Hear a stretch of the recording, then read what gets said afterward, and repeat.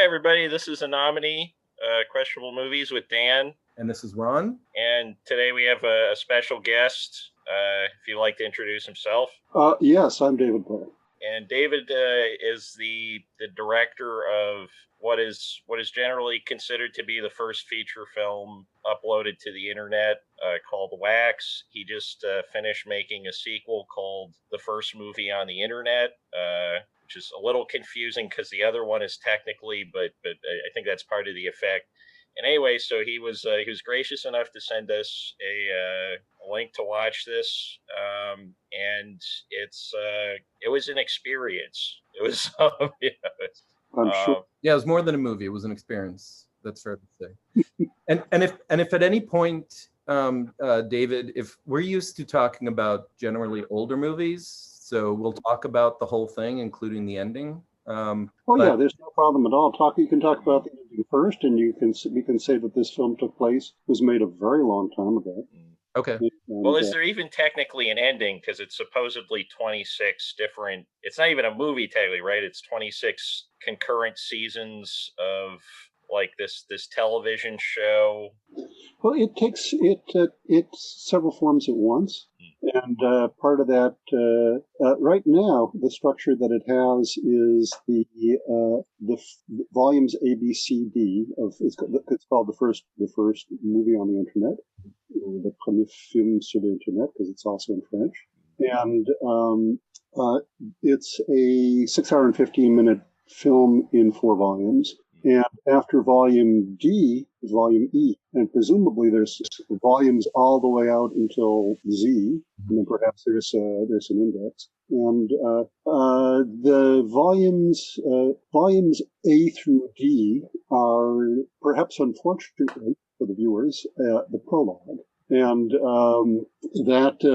which picks up exactly at the end of my first film, Wax or the Discovery of Television Among the Bees. Now, it's a little all daunting sounding, but it's actually I think, as you said in your last podcast, if you stay with the unfamiliar for a few moments, it becomes familiar. So presumably, by the end of my fourth redescription, perhaps in this podcast, it'll start to make a little bit more sense.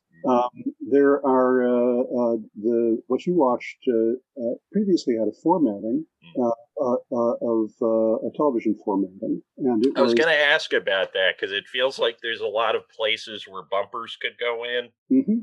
Exactly. And it was over the last several years, it was released in 26-minute segments. Which is a constraint. And there's 26 episodes that were made, and 13 of them are in English and 13 of them are in French, which is of course a little and the French is done in my voice with the French subtitles, and it's exactly the same. The feature then has a wraparound which ties it directly to the end of Wax, and in fact, the entire project ingests Wax. The conceit is, or the log line, or the trope, or whatever the hell it is that the movie that ate the first movie on the internet. Well, that's good. That could be true. It's never a loop, but it's something like that. Is that I wish I had actually, I think I can bring it up here on my other screen. I'll just read I don't have to write that. Let me just bring up a project file, and then I can just read you the words that say it. And it your words. I think they're my words. Well, at least somebody prepared. I mean, I take the is mine, and I also like the others. Everybody else uses all that. It takes a second to come up, but it's I prefer to. We'll just turn this into one of these long pauses, and I'll roll my eyes, and we'll wait for it to appear. And I know I have it right here. Excuse me. There it is. Oh, okay, cool. This is now my screen is covered with a word processor. Okay, so this is the DVD set that I've been sending out. Is this backwards? No, it's correct. Okay, I'll just read it. I'm reading it backwards, by the way, while you're reading it forward. So this is that's impressive. Yeah, reading in the mirror. On May 23rd, 1993, Wax of the Discovery of Television Among the Bees. Is that backwards? I'm going to have to read this like this. Yeah, that's fine. Yeah, entered the internet projected by a cable into a wall. Inside that internet, there are no movies there. And so Wax, waiting until the last frame, enters the wall, then begins the first movie on the internet to continue forever. For that is how the first movie on the internet begins, at the first frame, after the last frame. A true story. And this is that movie, and in reverse. So the idea is that Wax, at this iteration in the project, Wax is the first movie on the internet. It enters, and there is nothing there. And then it ends and begins at the first frame again. And The Lost Tribes is sort of the package that's all around it. The Lost Tribes, no, it's not The Lost Tribes, because that's the older title that's the title of the television series. This project is just the internet. It's all around it. And so we're watching the internet, and we're watching the first movie on the internet, which is Wax, which is now a character as it travels through the internet. The only unfortunate thing is that that Wax only lasts 1,000 years, as is promised. If you have ever watched the movie, you guys have probably most of it. We'll just assume it's freely available. Wax is freely available always on YouTube.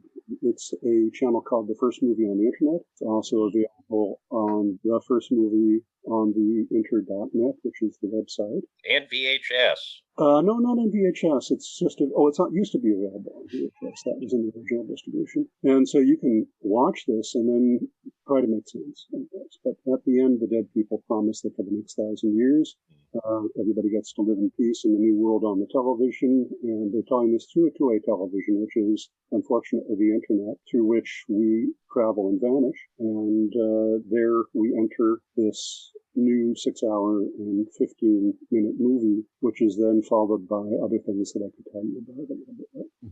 I hope that doesn't make any sense, or I hope that does make some sense. No, I mean, I think it's as good a too long didn't read as I could have come up with. I mean, that's like, there's a lot going on in this movie. I mean, you'd imagine that there would be a lot going on in it, given the runtime. I was wondering if you could possibly talk a bit about how Wax was originally distributed with the is like through an interactive website. I've never seen the actual thing, but I've seen screenshots of it, the Wax web. Mm-hmm. One thing, before I say that, I just, after having given you a long, dense, and contradictory description, which is fine.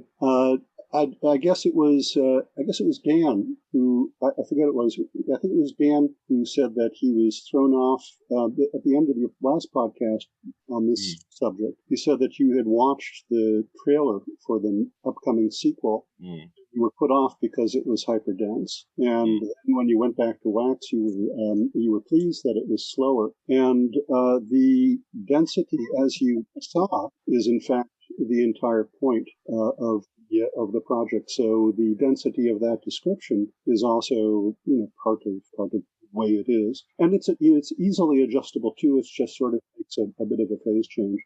The first project, well, not the first project, Wax, was a feature video that I made as a co-production with a television show on a German television back in the late.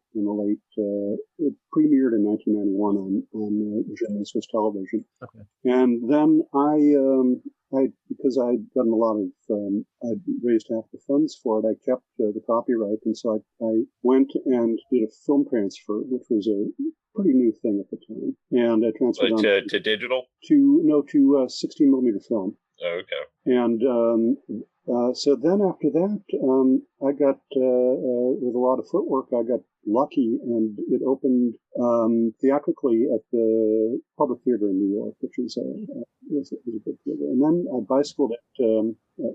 That's a video term, television term. I self-distributed it around to the art theaters. And so for the availability, this means how was it available, and in what cultural, technical, cultural context it was.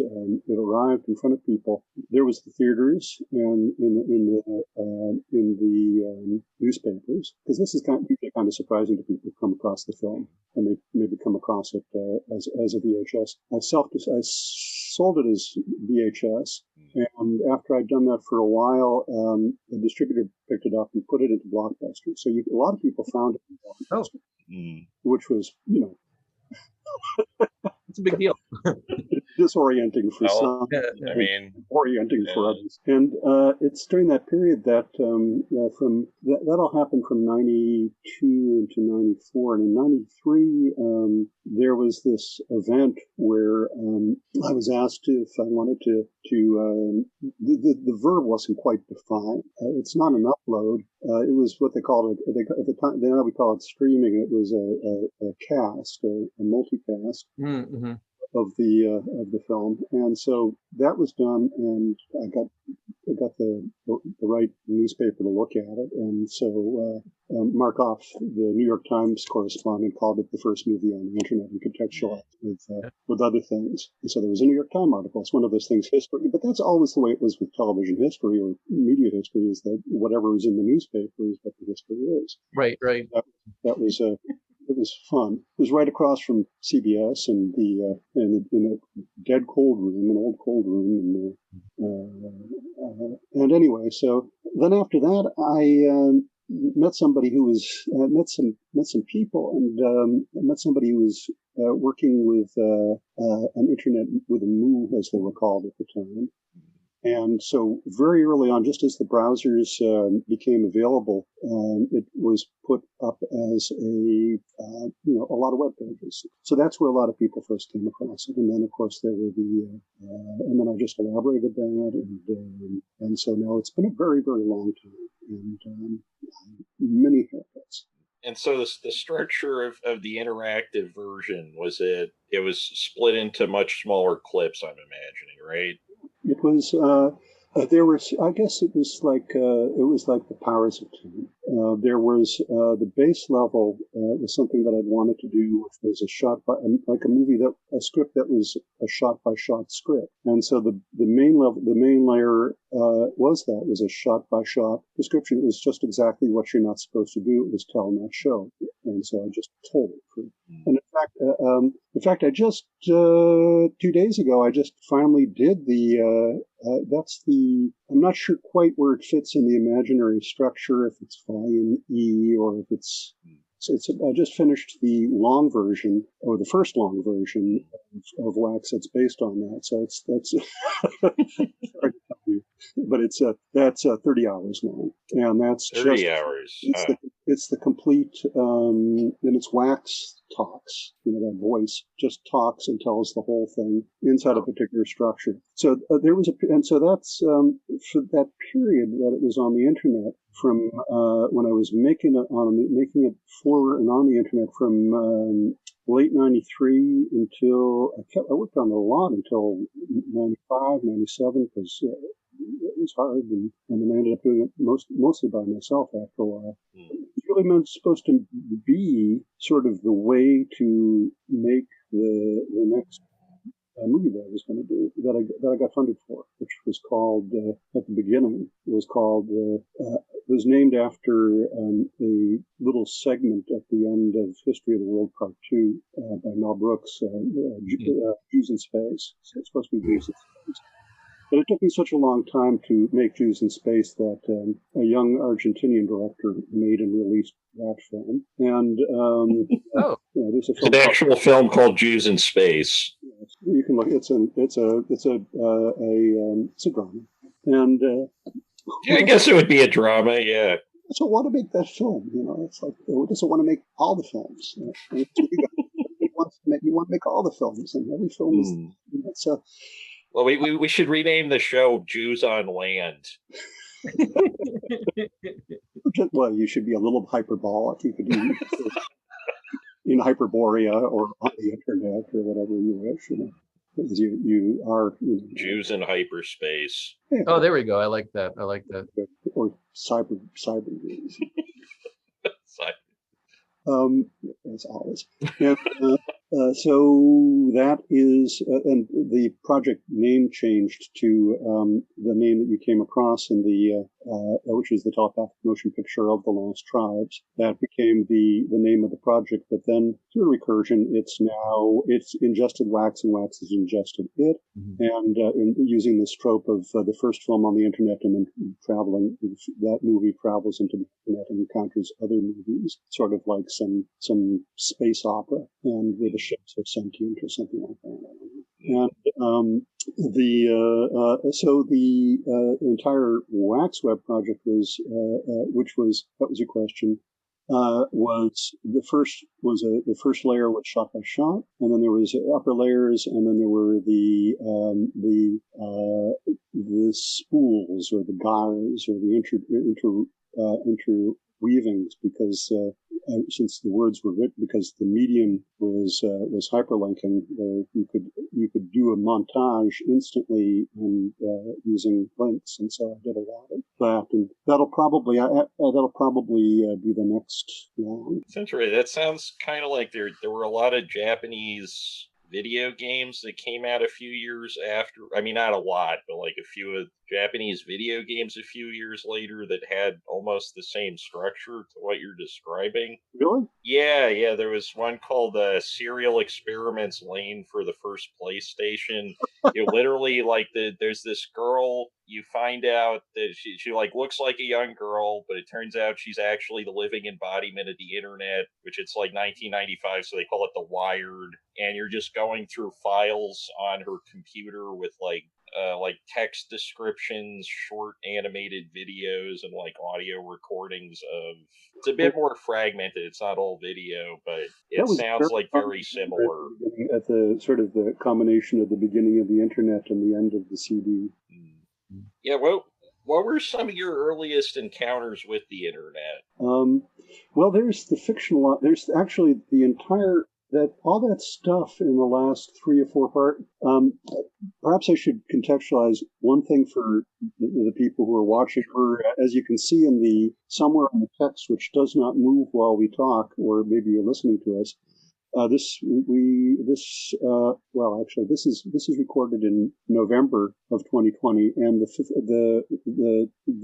first movie on the internet probably won't be released until February or March, or a little bit after that. So this is the pre-release hype. This is for pre-release description. It takes. There's still there is a. I don't want to overload it, so I'll talk about that later. What was I about to say when I interrupted myself? Well, I was just asking about like what your earliest memories of or some of your earliest encounters with the internet. Yeah, that's all that stuff at the end of in the last hour and a half of which wraps up this first movie was pretty much it.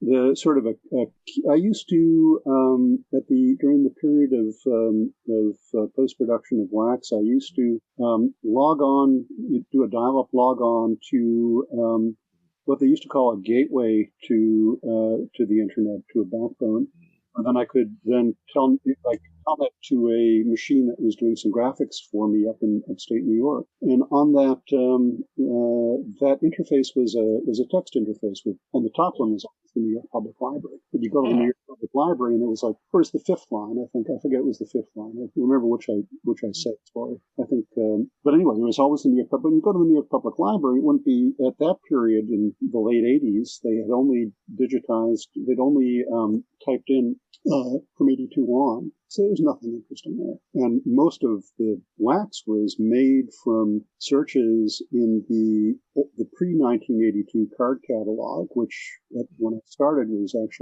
actually card catalogs, and later on, as was narrativized in the movie, became a printed book of the card catalogs, which I call the telephone book of the library.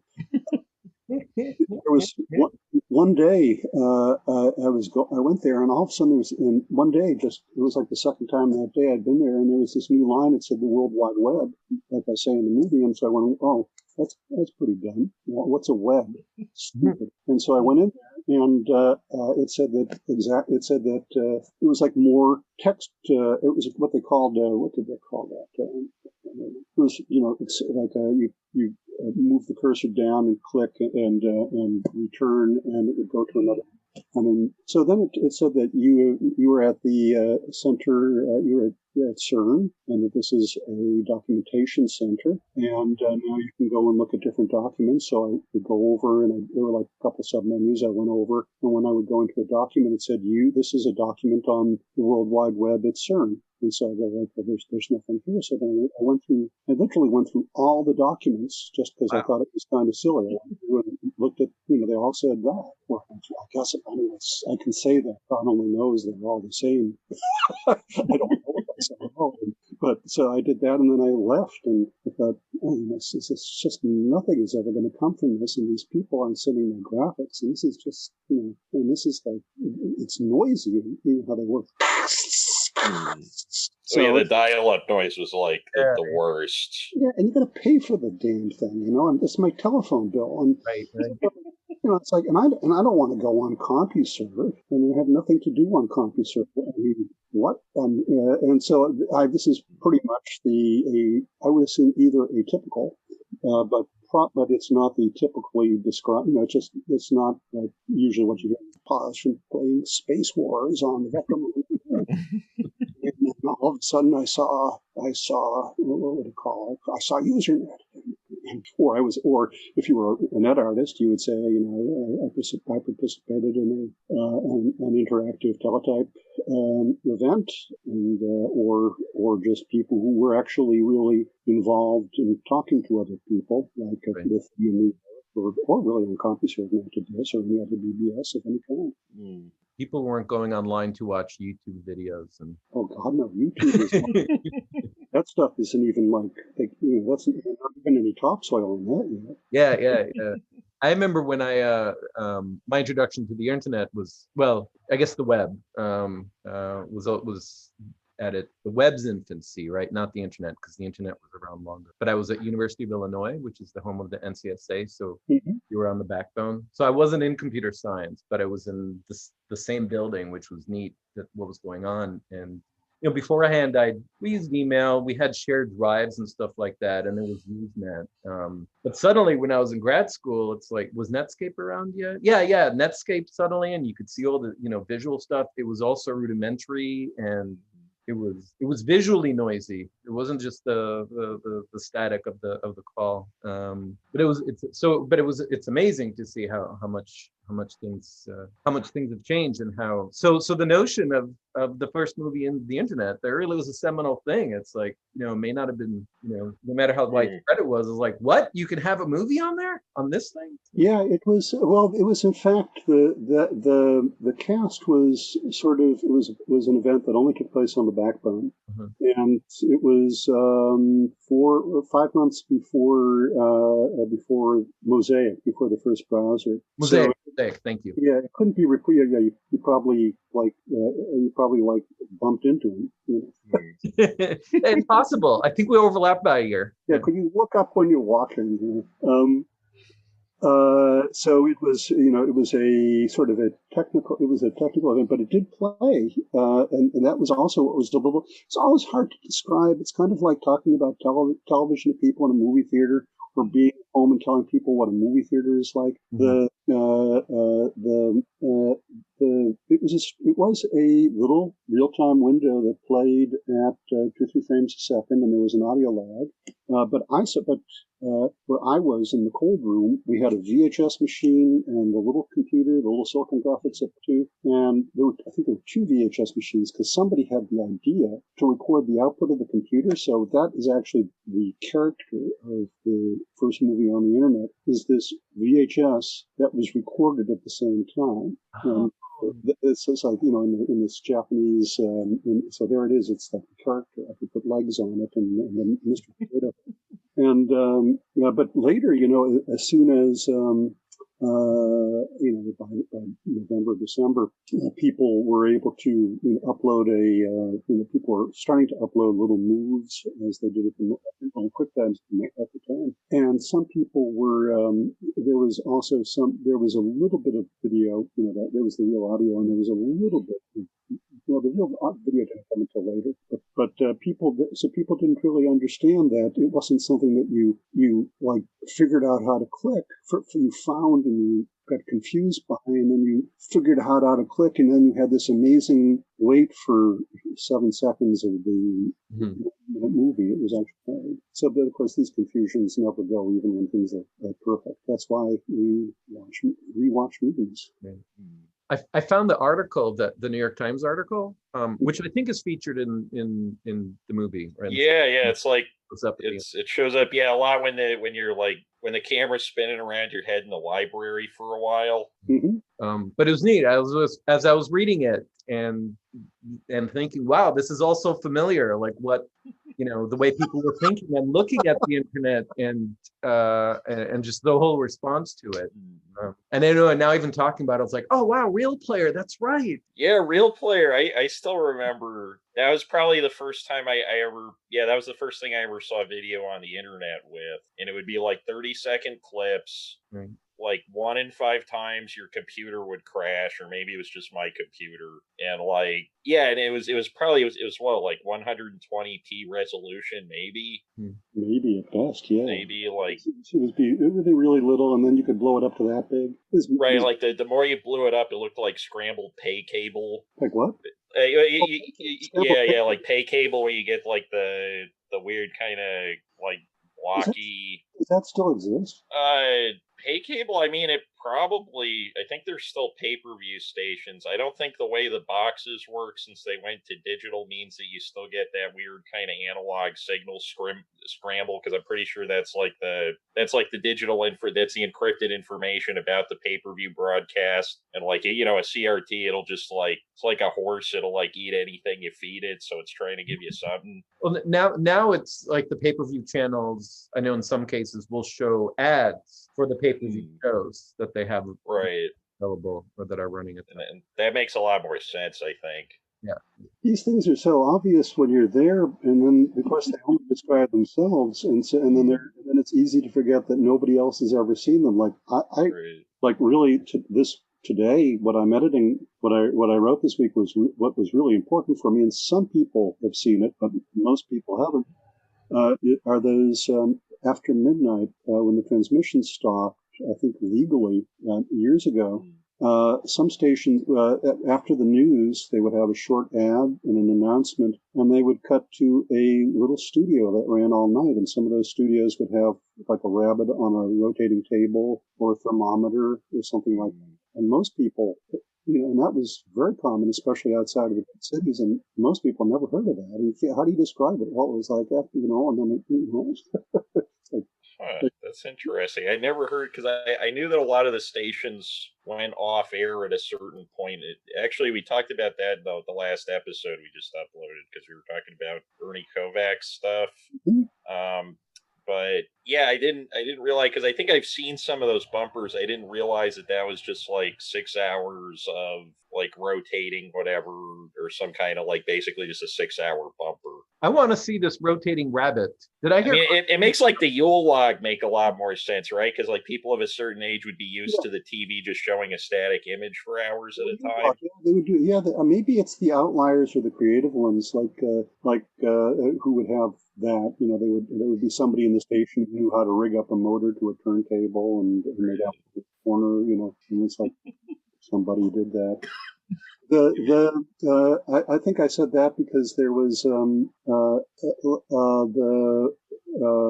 first mechanical television broadcast in New York had a Felix the Cat on it. Had a Felix the Cat. Yeah, it was at the Palace Theater in Schenectady. I'm like about 10 minutes from there right now. What was that? I've heard about that. What was it happened at the Palace Theater in Schenectady? Oh, the first television broadcast, 1927. Cool. Yeah. My friend Dave, another Dave, his dad used to work at the station. It was the first station in the country. or no, it was his uncle worked at his dad worked at GE, because like there was all that, because Schenectady was like super rich and influential at that point, because it was where the GE headquarters wasn't that big, so it was just sort of like a lot of money and PhDs in one place. And yeah, they still show movies over there. It's still open. Well, no. So the first television broadcast, there was no television, right? So it's just the signal getting fed out to a projector, basically, and they just had everybody say. I think it was like Winston Churchill talking, somebody else, it was like that kind of boring, like newsreel style footage. Yeah. Of course, I've heard of that. Yeah. So does this mean it was being broadcast and nobody was picking it up? There were you could buy a thing that you could attach to your radio, and it had a spinning disc that was in front of a tube that could turn on a tube that in front of a tube, and so it was a perforation. It's called the name of it's a Nipkow disc. It's a spiral with perfs, and as each of the perfs goes by, it's aligned by the persistence of vision, and the radio signal is dimming the light across is dimming the light. So you get a dimming the light as the hole goes across at that area, the entire bulb all at once. You get like a 27 line thing where you can really only see, an eye, a nose, and a mouth. But having Winston Churchill speak, in profile. That is funky. So I think that some of them have, some of those early tests, they would just have something to move all the time. And in my head, I think it was that they had a rotating turntable with Felix the Cat. Anyway, that's the beginning of stuff. Dan, you've got to get one of those. You could probably that's the next antiquing goal. I picked up like a prison television the other day. It's prison television. Yeah, it's like one that they here. It's like right over here. It's see through. It's the green thing.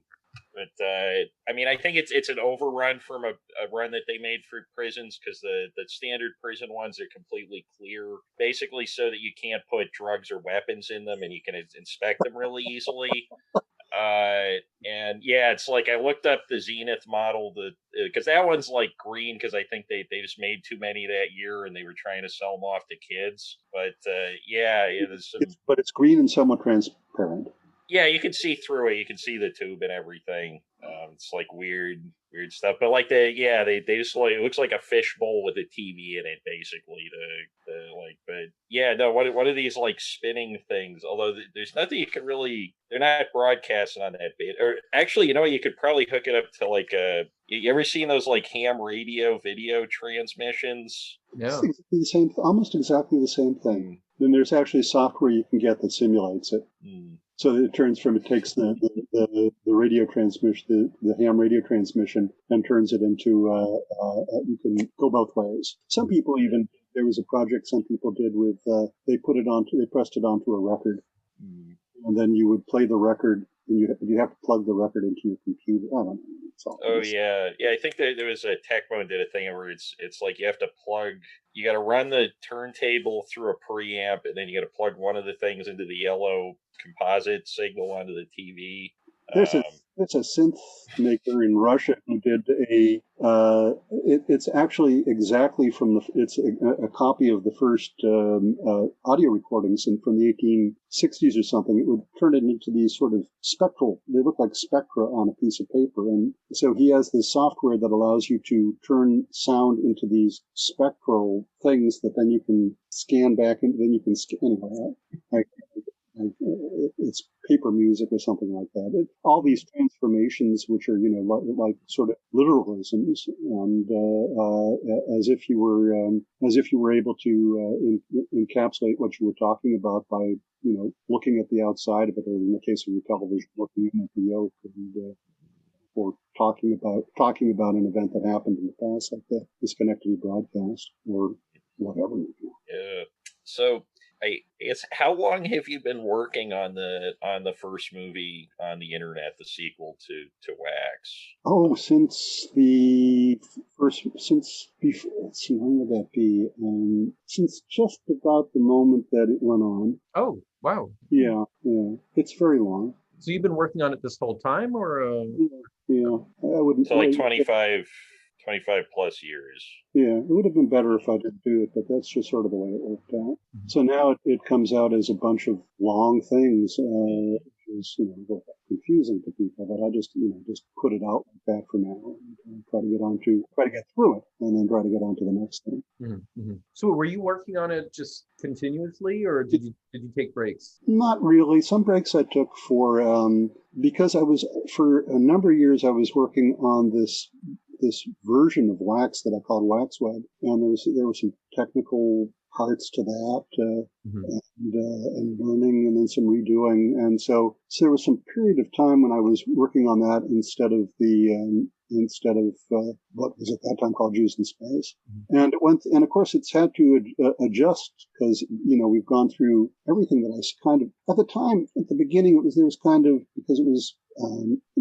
Because I was launching this film at the time that the new media were out, and I proved that there was you could make a movie on it, you could put the movie on the internet, you could do a website, all these things. I mean, I was not that I proved, but I was an instance of that. So it was really a moment to for everybody, just about every profession, to rename in terms of what was coming technically. So I had all these ideas about, that I sort of heard about that I wanted to do, and then of course they all just sort of happened. It's just like everything, and if you stand still long enough, it's like the river will come to you, and then you'll get all wet.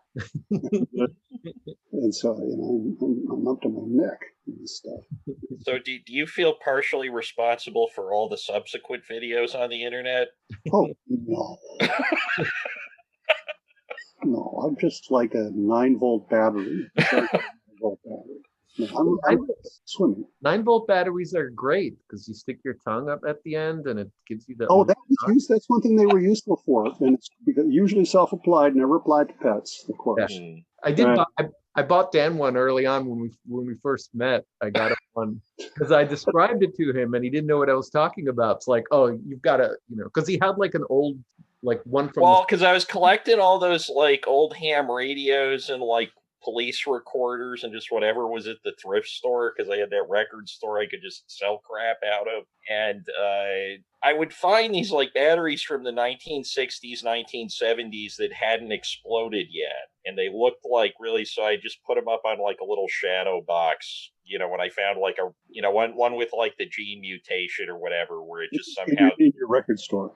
No, in my house. Oh, in your house. Or in my apartment at the time. You had the shadow box expired battery, and did you look at the batteries, their reflections, or the shadows? I would kind of look at it because there was other stuff there too. I didn't have enough old batteries to put. I got pictures of this I could send, but there was I have an enormous collection of like different types of blank audio cassettes, VHS cassettes, beta cassettes.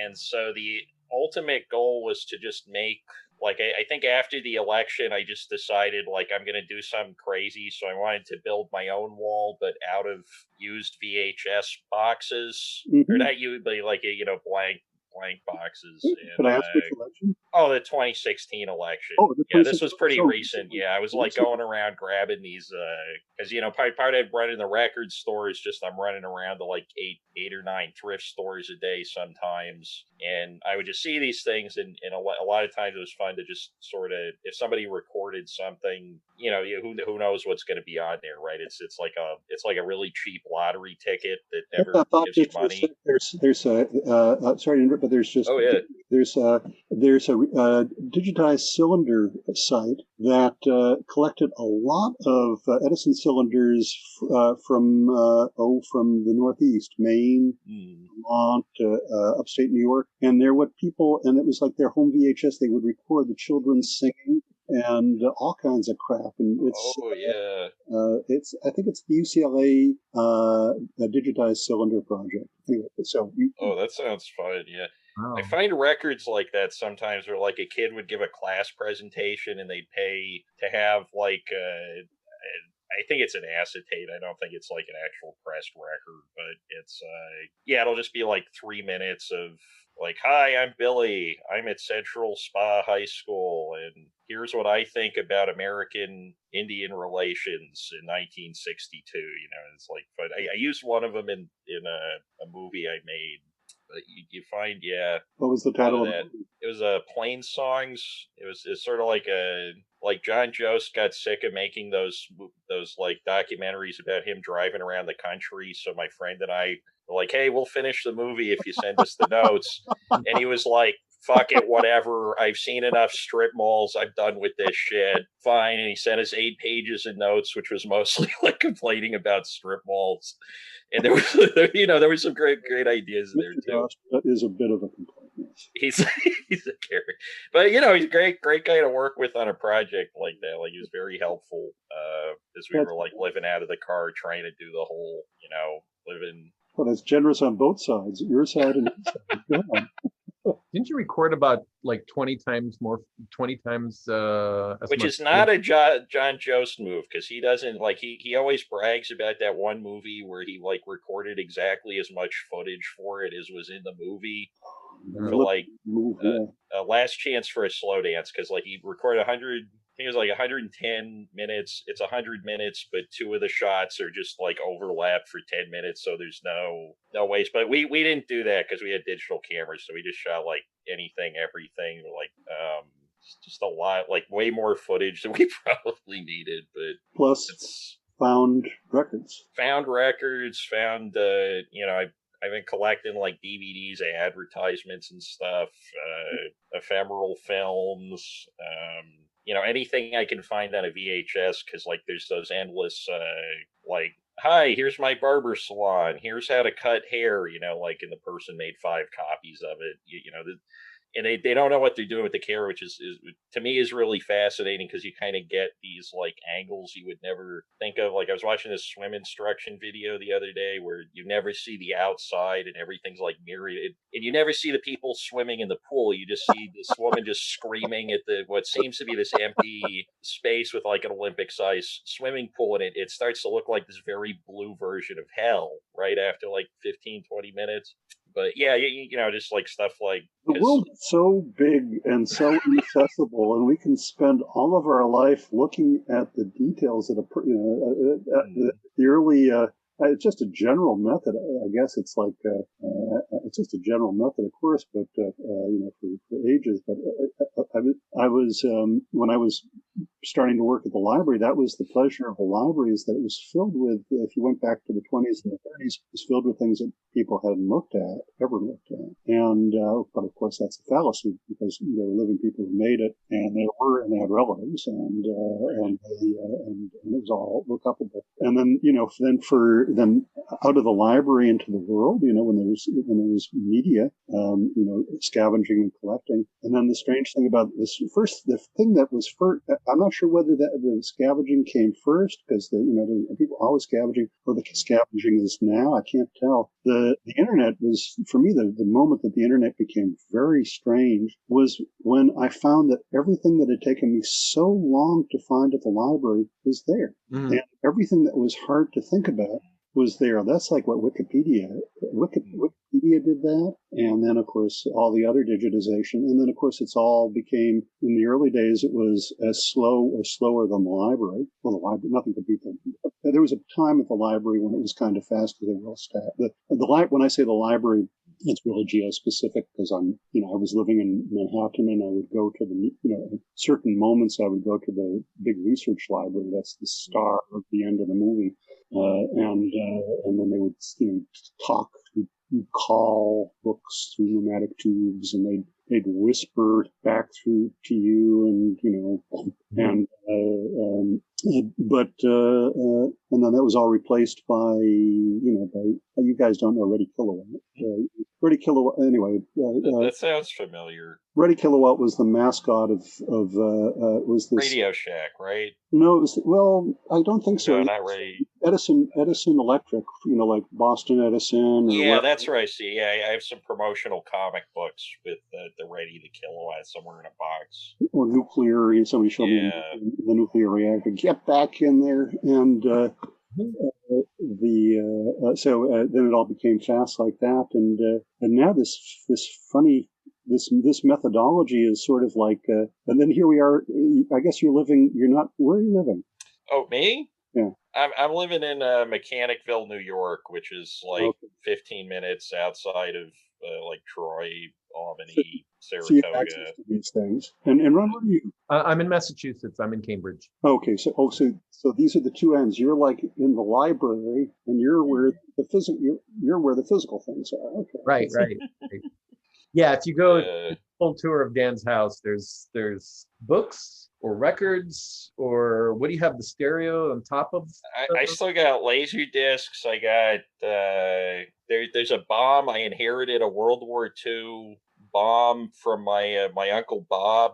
It's got like a book cipher on it. I've been trying to figure out. So it's Bob, and then you add the M, and it's bomb. Well, no, that's the simple one. There's like here. I'll just grab it. It's hard to describe. We have to remember to ask Dan about his why this is significant, because he worked as what is it? He worked on site during the war, I think. Oh, the bomb. Oh, I see. There's an actual bomb. So it says Hewitt, yeah, Fiat. Wait, are you reading it, or is it Swedish? Yeah, it just kind of like reads like that, and then it says on Robert Malik's 30th birthday, coded top, but there's no book. So let's see it from the nose point of view. What was that? Let's see it when. I want to see it from the nose point of view, like that. Oh yeah. Hey Dan. Oh, it's too late. Don't. Oh, all right. Okay, I couldn't hear anything. Oh yeah. Sorry. Could you? That was really quite a moment there. And holding the bomb in your hands too. It's not just the bomb is standing there or something. It's actually turning it around. Everybody, I caught a fish this big. Right. My fish. With enough practice, you could start flipping it around and using it as a bomb. Doesn't like people. But can you explain just briefly why this is significant? Like your uncle putting a cipher on there? Oh, so my uncle is like, he shows up on a bunch of conspiracy theory literature because he invented this thing that could read brainwaves in his garage. If you look up Robert Malik U.S. patents, there's just like endless stuff about. I mean, really, like it sounds really nefarious, but it just sort of like it can figure out if the person's asleep or not, and then basically like gives him the electrical equivalent of a noogie to wake him up. And then he sold it to the Air Force. Oh, it's like a loose streaming device. Yeah, and it's it's sort of like an autonomous snooze button. Malik, M-A-L-I-C-K? M-A-L-E-C-H. Oh, okay. And then he also did a lot of work on like disarrayed antennas. What kind of that stuff I don't understand quite as well, but a lot of stuff with like how you could basically not send direct radio broadcasts, but send like bits of a radio broadcast out and then have it recombine at a central point, usually a radio at that point in time. Because I'm sure they probably use that in the internet in some capacity, but actually, that's what the British popularizer of mechanical, the British technocrat John Logie Baird, who's the supposed father of television, did all during World War I. Was splitting up messages into different radio signals, all kinds of like television as a way of sending message. And he was doing this in World War II or the Korean War. He had a company that he owned. I forget the exact name of the company, but it's probably not too hard to find. And I mean, I used to hear story because the whole time I knew him, he had Parkinson's. So he was just sort of like in a chair, my aunt was feeding him applesauce, but there was like just the weirdest crap around his house. Like he had a version of Through the Looking Glass that he tried to entirely translate into like math logic equations in the margins. Or at least I think that's what he was doing. Like it was just endless, like it was like one of those codex books almost, but it looked like most of it was in like math notation. But yeah, he had this company that was, I think they mostly worked with the Air Force. He was very successful at that, and then when he got Parkinson's, he was really good at counting cards. So my aunt, to pay for the Parkinson stuff, would fly him out to Vegas once or twice a month. He'd play bridge for like 3 hours and then come back with, like, he was a bridge shark, he's and nobody expects it because he's in the wheelchair, right? Like nobody's going to call out the wheelchair guy for being a card shark, but it was That is awesome. Yeah, you left that out the last time you told me about him. oh, I mean, there's a lot of story. Like somebody should probably write a book about him at some point. Somebody. Yeah. Well, there's a lot of, yeah, I guess so. Well, you've done a little promotion with the mom. Everybody's going to pay attention. Yeah. So back to Wax 2. Or not. Well, I guess Wax 2 is the shorthand. So Yep. you've been working on this for 25 years. What was, because it doesn't look like many other movies, so I'm kind of interested, like, how the process of creating it went. Like, did you write the long script of what you were going to say first, and then come up with the images? It was back and forth all the time. It's and it was just sort of like after 26 minutes, you were like, take a break, next one. Oh no, it was for the. I thought that you meant generally speaking over time, but for the 26-minute segments, those were pretty carefully timed and storyboarded, and it was a lot of it was a trick to find out how to write, to speak, to time, and then to rewrite, and then of course, because it was done as a very large, really past memory patchwork, which you can feel, as you're watching it. It's a movie that's 6 hours long, unless it's a David Lean movie, like I was jokingly said, where the music tells you that now this is the first part of the music, and I'll go on the tunnel. This is that's a reference to the intermission the intermission in Lawrence of Arabia, about 2/3 of the way through. Or I don't remember that. Dr. Zhivago. Dr. Zhivago has it. Okay. And actually, those structures I could work with, but the work part of the work is that it's beyond memory. It's beyond my memory, but it's not. But it's also beyond your memory. So I had to work with making. It was hard to make it coherent and have proper repetitions, proper turnings in all of that space. Also because it was being composed linearly. It started with 1 and went to 2, and I'm reaching back to intuitively back into the meaning mass, the words half remembered, written, hard to find exactly, the pictures and the picture words, and so that took a lot of time to do properly, and partially the time that it took was learning how to do it. And then, of course, as that goes along, you learn how to both to streamline it, to make it go faster, and also sort of do, as anybody does, you do some slight recompositions to make it easier to understand. That was part of the reason I went and, besides the ambition of doing the feature, I did the first project as a feature, and this should, the feature form is fun. It requires, it's completely different from the 26-minute format, which are formats that, that I'm familiar with, being a long-lived child. 26 minutes, yeah, I understand that. But then you go go have a donut or yodel or something like that. And the movies is unless it's really the only movie that I ever saw that had an intermission, you sat all the way through it. So what was I trying to say? Oh yeah, that was part of the reason to do the feature, was to go back and do the wraparound that you saw, and the saying what's going to happen at the end, and the wraparound, like a little bit like Scheherazade or something. And and you can see it also there is the sort of the key joke, why The whole Why? thing. Oh yeah, we were joking that because we were trying to figure out questions through the interview, and I was Just why? I was going to be like, just go through the basic questions. Ooh. You know, you ever read that interview with Andy Warhol where he just says yes or no to every single question? Probably, It's like a 4,000 word interview, and then the guy it's like that in reverse. But no, we weren't actually going to do that. But that. So you guys were going to say yes or no? Yeah. Oh no, just you know, introduce ourselves, why, and then just mic drop. That would work. I may not be. How? I wouldn't. I may not. It may not be like. It might not be funny, but I could probably answer.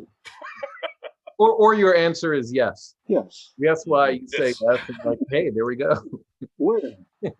How? So the why not? turns into this complicated thing of the reverse question. What was it? The story of reversed 20 questions, where which is an anecdote where the so-called questioner goes into a room where they're going to play. It was in the room, they're going to play 20 questions, and the questioner goes out of the room. And when she comes back, they're all like giggling, and so she starts to ask 20 questions. Is it a donut? No. Is it on Earth? Yes. And all that, she only has 20. And when she gets to the end, in fact, in the spoiler alert, when she gets to like question 19, she says, "Is it Rosebud?" No, that's a different one.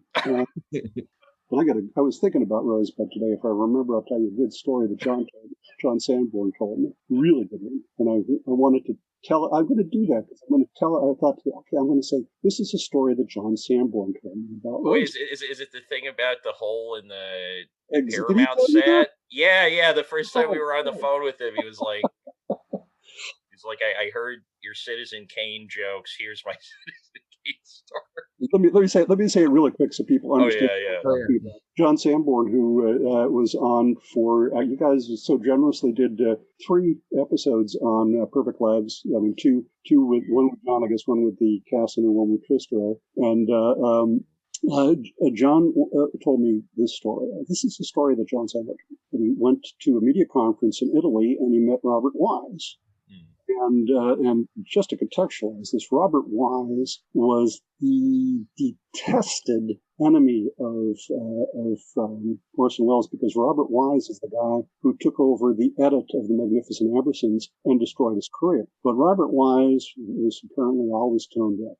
And Orson Welles, and this is not in John's story, Orson Welles could not even say his name the rest of his life. So Robert Wise, of course, being tone deaf, is to this, or perhaps just doesn't give a shit, probably.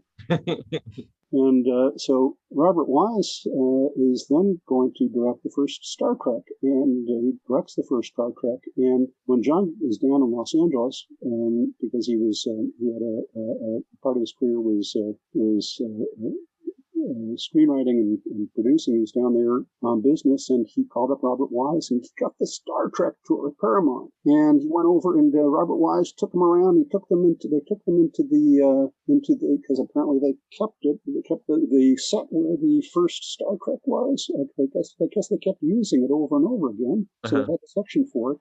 And so there's the captain's chair, and Robert Wise says to John, he says, because Wise apparently worked on Citizen Kane. I'm not, when we did Citizen Kane, the last thing we shot was Rosebud, was the point of view from the ground. And they couldn't get the camera low enough, so they dug a hole in the ground. What is his name? James Wong, the cameraman. I think so. Yeah, so James Wong just dug into the studio floor, and that's how they got that. And I'm not sure. I wanted to go back and Citizen Kane. I can't remember if it's the first shot or the last shot. I think. Well, at least when Sanborn was telling us the story, I thought it was like there's that shot at the very end. The reporters are walking around Xanadu, and it's like pulling out from like a really low angle at like the room full of crap. I think it was it's not that. No, okay, it's not that one. But it was dug into the ground and it was a static shot, so I think it was actually the Rosebud shot. one of Oh, the where first, you see the sled in the flashback. yeah, or you see the I'm not sure. I don't know. So this is John's story. He's going to have to tell us, and he's going to have to tell everybody that somebody else told his story. And so he says we dug that, and so we on purpose when we did the first movie, we put the captain's chair right on top of that spot. Great. Thank you for retelling it, because two things. One, when he told us, we hadn't actually been recording. Because that was just the first That time was a we met. mistake, yeah. This is my John Sanborn homage. There we go. Thank you for that story, John. Yeah, but I think the other thing is he left out that it was intentional, as opposed to just, oh, well, there was the space, rather than like, yeah, this is the lot we're working on, this is the stage we're working on, and that's where it's going. Yeah. So it's like, you're dead. Well, where did we get into that? Did I interrupt you? No. We were talking about spoilers. Or wait, you were telling the 20 question story. Oh yes. You said spoilers. I have like Rosebud Tourette's, and then we sidetracked. Yeah, you got as far as saying, is it a donut? Is it on an earth? And then Dan said Rosebud. 19, and it's like, this is the question why? And they say, all of them, somebody says yes, and they all start to laugh, and they don't stop laughing. And, it's 20 questions. And the answer is why.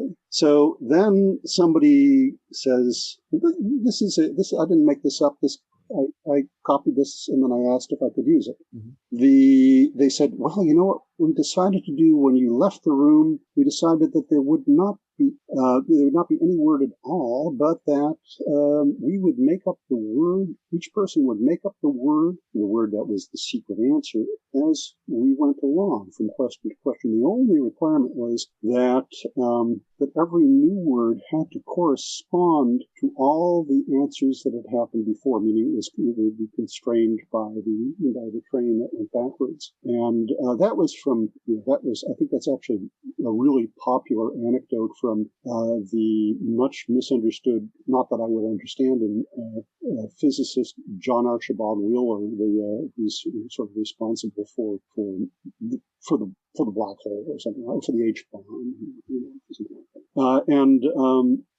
but for the process of putting the film together, that just struck me as really you imagine that you're working in time, but when you're working in time, it always sort of works like that you recompose backwards according to a decision chain like that. So that's sort of the way that it was made. And of course, it also is it's just a joke because it's the main moral confusion or dilemma of the I'm sorry, that's not a particularly enticing description of a warm drama that you're going to want to turn to now, but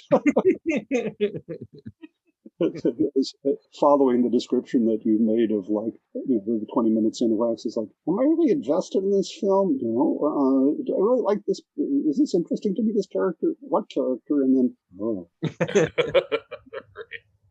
I always seem to reach that. That was me. Yeah, I always seem to reach that point. I remember actually going to a concert, and it wasn't something that I would go to normally. It was it's Willie Nelson's grandson. I can't remember his actual name, just that it's Willie Nelson's grandson. Will Nelson. Yeah, William III. But it was for a work thing. It was a work conference. So there's a concert for all the for what, a word or work? Work. It was for my company. So I'm like, okay, we're there, and it could be fun. I'm like listening to it, and I even turned to my coworker. It's like, so what do you think of this music? And it's like, oh, that's the kind of stuff I listen to all the time. It's like, okay, all right, and I walk away. And then grandchildren of celebrities. Well, I know it's Willie Nelson's grandson, so I'm waiting to hear Willie Nelson, and it's not Willie Nelson. I like Willie Nelson. I could have listened to Willie Nelson for 2 hours on stage, and this I don't know what this is. But probably about 20 minutes into it, once it's like, I don't know, and all of a sudden, like, yeah, this is great. Not now that I know what I don't know. Yeah, exactly.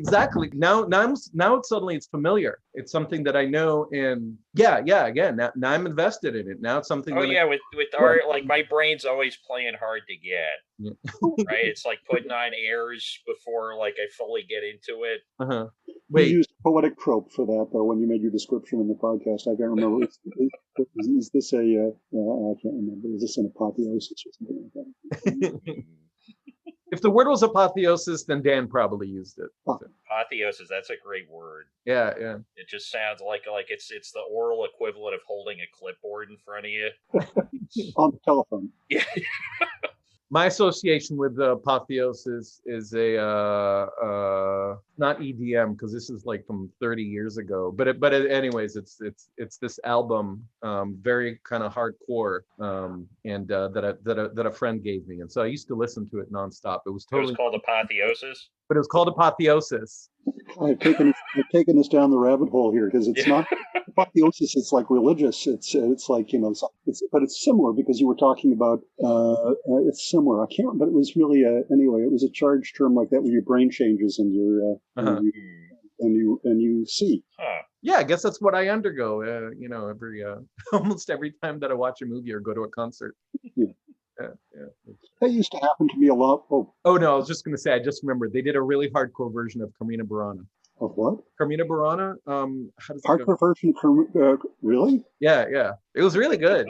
Not something that you'd imagine, but it was really good. Oh, yeah, that's like your thing, is like weird cover songs too. Yeah, I like classical covers of pop music, of punk and whatever, and also the reverse. Kind of what's an important part about that is there has to be something very familiar at the same time. Yeah. And that's what helps change it. It can be, like you said, it can be a repetition, something that you've seen before, and it comes back in what you're watching, and, you know, unfortunately you still happen to be there when it hits you. Or it could be just something familiar, like how do you say that? Or Carmina Burana. Carmina Burana. I'm not familiar with it, but how did it go? Yeah. There's this one note piece from it that you'd recognize.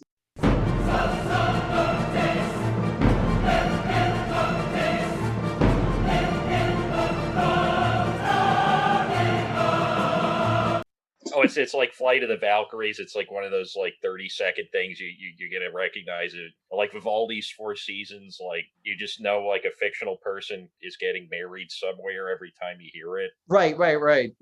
So yeah, it's one of those pieces. It's like when the A-bomb goes off and Oppenheimer like happens to remember the only part of the, you know, of the text, of the Indian text that he happens to know, which is the one that everybody knows, you know. Right. I was thinking about watching when I was younger. I used to watch a lot of like older bad science fiction movies, and and sort of like turn them over in my head. Or actually, I used to do it back in those days. I used to do it with friends. We'd sit like people did later with Mystery Theater 2000. You'd sit. Mystery Science Theater. Shot. And then at a certain moment, you just sort of like the whole thing would sort of click in, your interpretation and what you were watching and your interpretation. And then all of a sudden it just became like, oh, it's just going, and God only knows what that is. But I'm not sure if that sounds similar to what you were talking about. It's just something that I riffed. I made that's counter. That's the best way to watch certain movies. But it's an it's an active investment, and it's an active, and you're aware of it happening, and it's like, and it's not what you were trying to do. It's not like I'm going to enjoy this no matter what. It's kind of like, like the way you described it. Well, I think that's part of the appeal of television, is that like there's especially in a communal setting, at least 2/3 of the people there are going to be basically ambivalent to what's on the television. So there's like a lower, like if you're at a movie, you're kind of expected not to heckle. Like if you're in front of it, certain movies people like to heckle, but like with television, there's this low commitment kind of thing, and like you feel kind of like, I think Beavis and Butthead kind of captures that really well. That sort of, it's not a sacred text. It's just sort of like it's a thing coming into your house, like water or sewage shouldn't be coming into your house. That's it should be leaving the house. I heard a story about that, actually. I won't repeat it. But it's it's an active. It's like you're all of a sudden aware of it's an active reading, active viewing. Mm-hmm. And whether, or it's the feeling of it all of a sudden, it's not necessarily active where you're constantly changing it, but all of a sudden, like you're writing it, okay, now I'm writing, which is, that's kind of what that's what everybody tries to do. So everybody who makes something wants people to get on it and ride it around, But this apparently confusing way of making things that I put out is really, that's deliberately made for that kind of, what was it, the way you said in the other podcast, you kind of forget what you're watching and then you come back to it. That's not necessarily a bad thing, you've been thinking, and it's up to you, but I don't mean to. No. I think that's a lot of the appeal is that you can't quite, it doesn't want you to grab it, right? It's not like one of those movies where it's like, I'm making a point, here is a scene illustrating this point, here is the next scene illustrating said point. You're sort of setting up a bunch of images as counterpoints to each other. And like, I think you kind of like, you're doing that even more in the new one. I think like there's a few central images. I don't think I quite teased out in the viewing that we did what the kind of what all the basic relationships are between these things. But we have the kind of 3D animated dancing frogs. I believe those are supposed to be frogs, right? Mm-hmm. And we got the text in the middle of the screen, kind of like rolling out like standard subtitles, but it's mostly in the middle of the screen. There's a few. In the first half, there's like a lot of 20th century. I guess in the second half, there's a lot of 20th century imagery of sort of like diagrams, nuclear stuff. And then, of course, the last part, you got like a lot of shots of the library. And I'm the dog chasing the car right now. I think I could probably tease out relationships between a few of those things. But, which you did effectively in the last podcast, of course. But yeah, and it's I'm still digesting it. We kind of being total So at the risk of asking you to explain your art. One very specific thing that Dan just reminded me of was the text, because you had the text front and center of it was most of the speaking, right? It was 100%, right? Entire 6 hours, yes. What was your thought behind putting it that way, front and center? Right, this isn't closed captioning where you have a translation at the bottom of the screen. This was the key. You were expected to see it. Yeah, it's part of sort of that came on at the end. I'd started it first off. To orient everybody, if you haven't seen Wax is a voiceover film. It's yours, and it's between first and second and third person. It's the person talks, but it's sort of at a distance like that. So it's a subject. It's a voiceover film. Mm-hmm. But this was going to be. I didn't expect this was going to be a voiceover film. I thought that this was going to be an ensemble, and that's physically that's not how it turned out. And I had to make a decision when I finally decided to I guess press the record button. That it was going to be a single voice film, and it wasn't going to be, and it was going. It sort of, and then I had to figure out what was the relation to the first character. So I did a sort of an older style of it's a little bit like Parks and Theater or something like that. And so I did that, and I thought it was, and it allowed the first part that it was very strange because it allowed me to put a lot more story in, but it was still. But then it was never quite it was always too much. When you write and then you turn to voice, you don't realize that really 10 pages is 30 minutes. It's like, well, fuck. And so I wrote it and spoke it in the limited range that I have, which is okay. And I thought that was good. But I found that when I had to go back and listen to it in length, not just in 26 minutes, or had to try to keep track of the whole thing, as I watched it, I'd go in and out. And then I realized that, and then people were telling me that they didn't understand it. And I realized that this is actually on paper, it's really pretty clear. It's a fairly normal kind of writing on paper. It's not recognizable, which is good when it's on voice and there's, and then, like, that's a little different. Hi, turn left, turn left, turn left. So by the time I got to the end, and when I was trying to really really tweak it, I thought, I figured out, I started to figure out how to technically do the titles, because there's a lot of them. There are 13,000 titles per language, and I started to do it, and then I started to, I thought I'm going to just do a test, and then I figured out how to, I'm sorry I brought in the technical aspect, but for me it's important because it was, I realized then that it's actually much, much better to treat the words as treat the words as picture, and for a couple different reasons. One is that then you can phase out and not hear the sound, but it's there in front of you visually, and it also does a doubling because the text is in this context it is difficult, so it does the doubling, and then it has something which I especially liked, and probably most people don't notice, is the speech. There's a counterpoint. There's a counterpoint always between text and image. They're not often happening at once. They're happening like this, almost like a sine wave, like, and then there'd be a hit, and then almost accidentally there'd be another hit. But usually, I mean, always the picture sound word placement is exact. It's all exact for an exactly chosen accident. And so having the individual words over the picture it's an additional naming and a sort of a subliminal. It's a subliminal.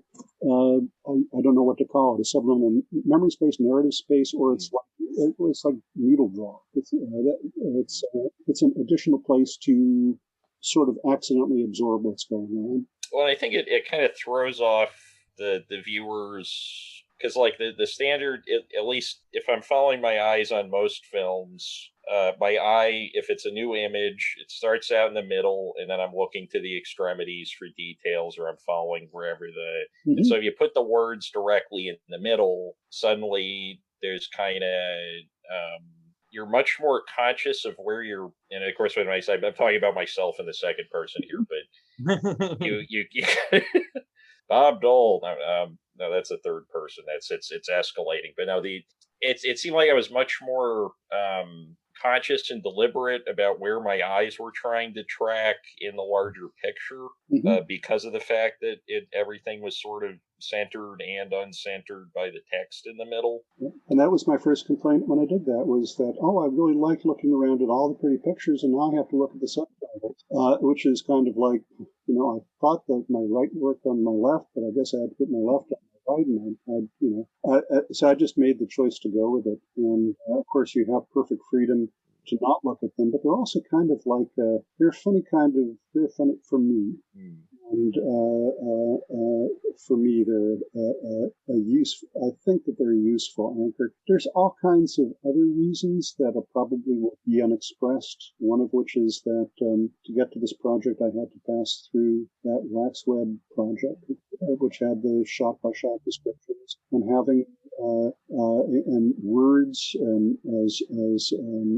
as ways of montage between images, which never turned into a movie, were really important. And I wanted to, what I always wanted to do was to have it be a movie, but with words. I don't know why. And in the making, especially when I was doing that, it's sort of, this is perhaps odd and confusing.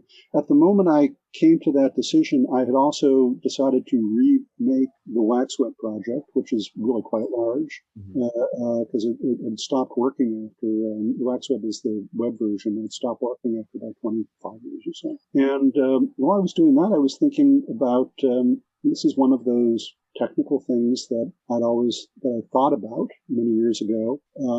about really early on, which was about a story machine, which is a machine that makes the story and you parse it, not for the audience, but for me to use. And this is a little bit down the rabbit hole here, excuse me, but when I was making it, I started thinking, God, this is going to be incredibly useful because not only do I have these aesthetic reasons that I'm just explaining to you, and I made this choice, but also I will, in making a explanatory shot by shot version of this, I actually have word image relations throughout the entire 6 hours. Every shot has a number of words that then I can put together. And it was at that moment, this is one of those things I thought about, and I started looking around at the possibilities of that. There was, like years ago, one of the things I really wanted is you could scan books. Right. And, you have the pictures, but you have the words.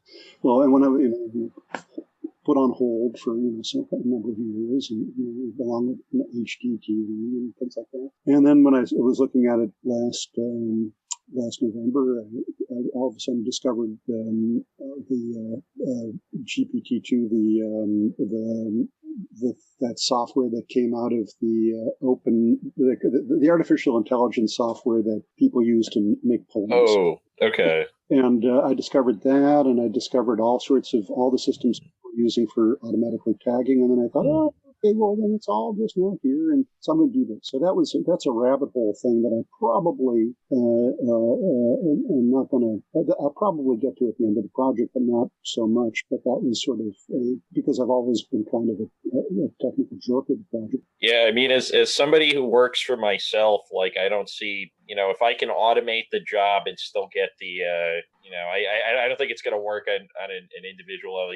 Just like hand off all the day-to-day responsibilities to a robot. To a can opener. Yeah, can opener. There's just some, just more time. I'm not sure where I was going with that. I guess the automated poem thing was. But I was going to say about the text in the center of the screen. I think it does ultimately work because it's a movie that's very focused on destabilizing images. Like you're not sticking on a specific composition for very long. And I think like as you're reading it, you're not looking like how is everything arranged on the screen at any given point because it's all moving. But it's sort of that kind of the Robert Bresson quote that the art is entirely about rearranging the relationship between objects. So you're just bringing this like stream of objects or not stream really. I mean, it's a pretty controlled number of objects given the runtime. But yeah, I think the text works on that level. I remember you brought that. Yeah. No, go ahead. I just remember you brought that quote up in the Wax episode. Oh yeah, I only got 4 or 5 actual tricks. And my only trick is to ask, wait, so does that explain what he was doing in the fifth element? Yes, it is. Is the fifth element. The fifth element is why that is. There's a thing. Which is this is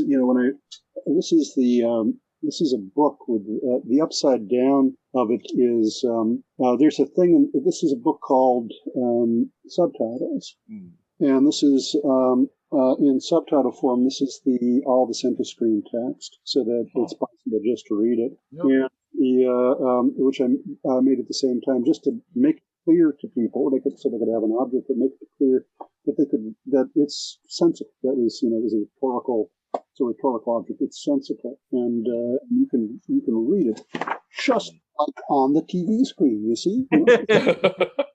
See, at the heart, like I say, in the body. Oh yeah, it almost looks in the heart. Yeah, of the new country of Manchuria, Tatung Circle. And that's as far as I can read. Yeah, of course you can remember because that probably reads 10 times. Yeah. And, and the front of that is the mechanism of this is sort of like stuff from the end. This is the Mechanism of Nuclear Fission by Niels Bohr and John Archibald Wheeler, which is the first, which, as is described in the last hour, is the first. It's the first description of the mechanism of nuclear fission, and that appeared. That's in Physical Review Letters, and that appeared with another article, which is the back, but upside down, of course, is the back, which is on continued gravitational contraction by John Oppenheimer, which is one of the first descriptions of what later became known as a black hole when Wheeler said it was a black hole. So here you've got fission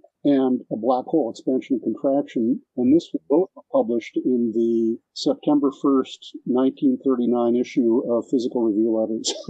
Yeah, talk about an auspicious, or auspicious isn't the right word, but an important date. Yeah. Oh yeah, that's some hardcore book dealer bait right there. Yes. Wheeler in his biography says, which I just can't put in, which is like Wheeler says, yeah, on September 1st, 1939 was a very important day in my personal life. You see, we moved into our new house on Battle Drive in Princeton. He's like, and he says, and our next door neighbor was Zwiarkin. And Zwiarkin is the guy who made, he was the guy who made the cathode ray tube for RCA. So for me, it was like, you got television. So anyway, that is an example of text structuring and text and a written movie, which is really just a movie. Well, you just held up a poem. You just held up and showed us a poem that goes on for several hundred pages, probably, or like about under 200. Yeah. But it's not a poem. Yeah. It's a right. It's a transcript. Because it's easy to take the exit ramp off of I-95 and end up at poetry. But I'm not. It's like I'm not trained in that, and I'm actually not trained in anything in particular. So I'm not going to I'm not going to get off at that intersection. Right? But of course, I appreciate it, and it's like a poem. Sure, it's organized language. Yeah, it's not language poetry. It's a movie. Right. So, Ron, did that throw you off, or did you mend all the text? It was a little bit at first, because I also have and now I recognize, and it took a little bit to get used to it and not just focus on that and realize this is part of a whole, and I'm hearing it because I actually have I have a tendency, I have a really hard time not to look at the subtitles. So I'm listening in English, I'm comprehending English, and yet I'm still and then I'm totally understanding everything, but if the subtitles are there, I'm reading the subtitles, and then I have to jump back up to the picture, and then, or sometimes I'll turn them on, I'll turn on the closed captioning if I'm having a little hard time understanding. So if I had turned on the closed captioning on here, or seeing the subtitles at the bottom, I would have constantly been going to the bottom of the screen and reading it, even though I'm hearing it, and missing out on some of the visuals. And so now I'm realizing, oh, okay, that's great that it was in the middle, right? I could see everything. I kept reading it, but I would have gone and read no matter what. So this was actually a better placement, So it was interesting what you were saying about that, about it being intentional and being intentional with subtitles. I started with them at the bottom, and I kind of liked that because it was and it was just one of those things that you have to figure out that it's no good. I kind of liked it just because they were there for the same reason that you just said. You like to look at them. Yeah, they kind of go from like sub to dom titles. They're not dom titles. Well, they're like center stage. They're in front of everything. They're kind of like. They're not going to be relegated to under the letterbox anymore. Much titles. That's what those is. that Google Glasses. Fuck it. But I liked it at the bottom for the first couple months. I had them at the bottom when I was doing them manually, and I liked that because I knew it, and I liked the fact that my eyes were restricted to the bottom, and everything happened. The movement and the forms happened in my peripheral vision, which I wasn't used to seeing. But then I realized that was a very bad choice. I saw there was some meme that went by yesterday, which was a woman holding up two words, and she said, Facebook, and she said, I watched Facebook, and it's like she's looking at you. It's a still, and it's got two words, and it says, "The word that you read is the word that you hear." You go like apple. Oh, yeah, I heard that. Orange. Yeah, I heard that. And I mean, that's part of it too, is like, here this guy is talking. I mean, there's the subtitles, but the subtitles are in your language. And, it's not like it's not like you're watching the French subtitles and they're in English. So Right. they're saying, and I'm reading them to you, and yet you're probably hearing them a little bit in your.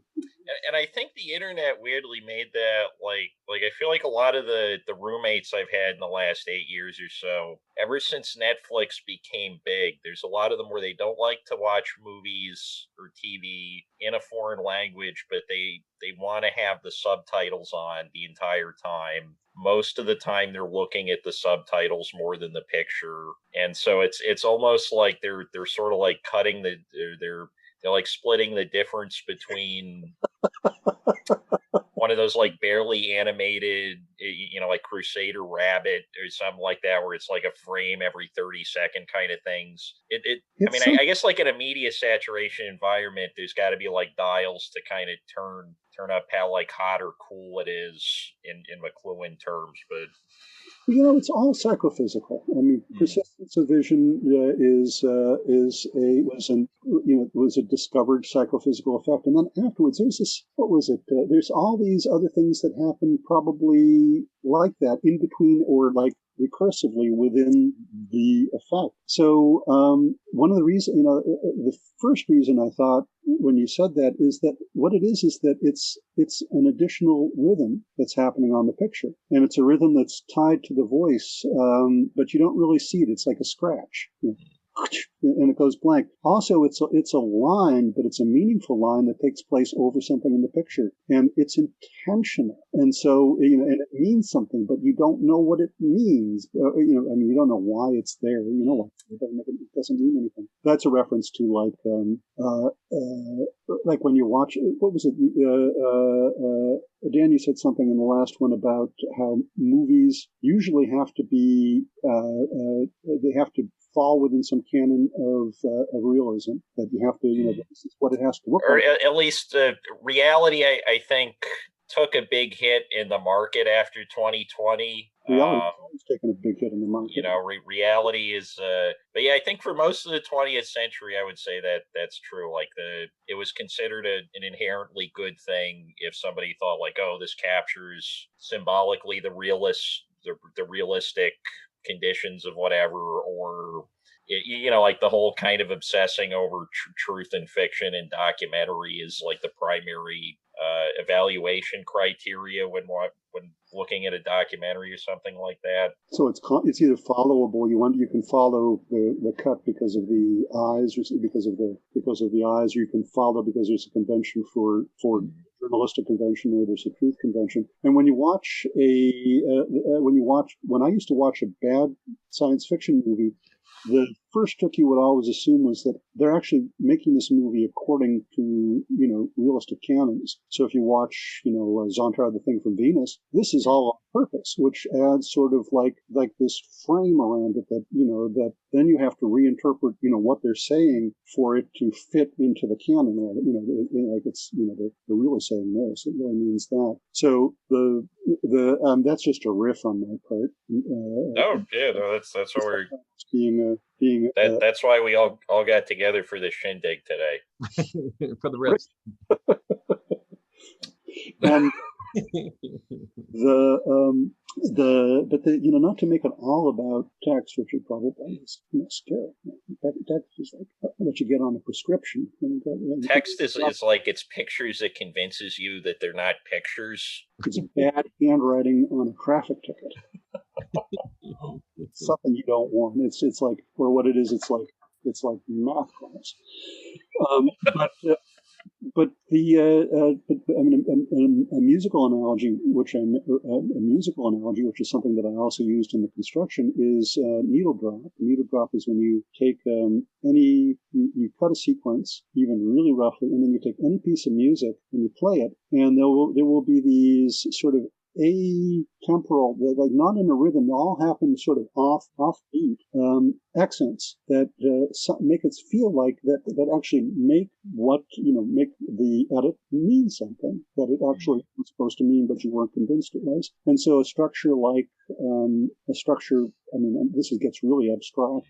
a structure like the subtitles in the center of the screen act like an anchor and also an extra rhythm and also a line against which you balance all these flowing pictures. But it's, of course, it's not, it's just so people don't get scared. It's not the center because there's no center. There's the movie is the center, or the sound is the center, or whatever's happening in between them. And we just happen to be talking, and because it's a spoken piece, we just happen to be talking about the words. So yeah. There's a difference. Ron's thinking really hard. I think there's some. I'm trying to process that last statement that it's. Wait, now I lost it. Now that we talked about. Oh no.